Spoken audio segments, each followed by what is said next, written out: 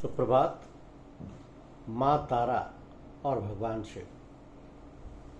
माँ तारा और भगवान शिव, ये शक्ति और करुणा का अद्भुत संगम है इस दिव्य कथा में।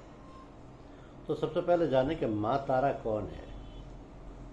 माँ तारा देवी पार्वती का उग्र और करुणामयी रूप है।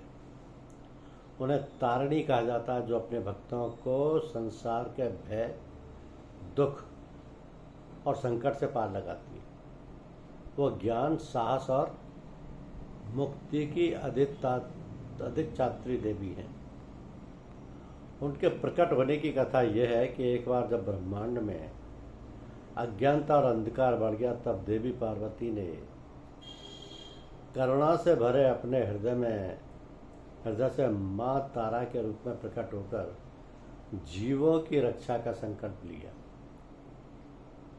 तो शिव जी का संकट पैदा हो गया। एक बार शिव ने हलाल विष का पान किया, जिससे उनका शरीर तपने लगा और वे मूर्छित हो गए। तब माँ तारा ने उन्हें अपनी गोद में लिया। तो तारा का स्तन्य और शिव की रक्षा। मान्यता है कि माँ तारा ने शिव को अपना दिव्य स्तन्य पिलाया, जिससे विष का प्रभाव शांत हुआ और शिव को नई ऊर्जा और जीवन प्राप्त हुआ। इस रूप में वो तारिणी कहलाई। फिर शिव का आशीर्वाद मिला। शिव इस करुणा और प्रेम से अत्यंत प्रसन्न हुए और माँ तारा को वरदान दिया कि जो भी भक्त संकट में उनका स्मरण करेगा, वो सभी भय से मुक्त हो जाएगा। तो शिव और तारा का जो संबंध है, माँ तारा भगवान शिव की आदि शक्ति है। वे उनकी सहचरी ही नहीं, बल्कि वह शक्ति हैं जो शिव को भी करुणा और सृष्टि के कार्य के लिए प्रेरित करती हैं।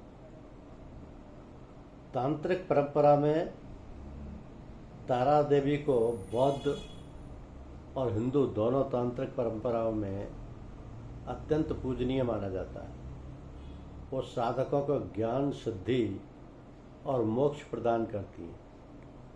आज भी माँ तारा की आराधना भारत के तारापीठ यानी पश्चिम बंगाल सहित कई स्थानों पर माँ तारा की आराधना होती है।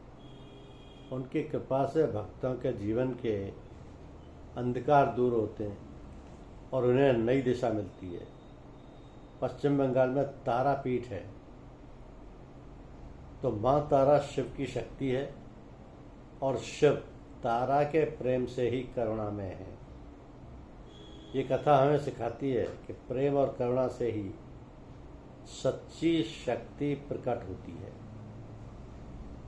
तो शिव और तारा का जो संबंध है, माँ तारा भगवान शिव की आदि शक्ति है।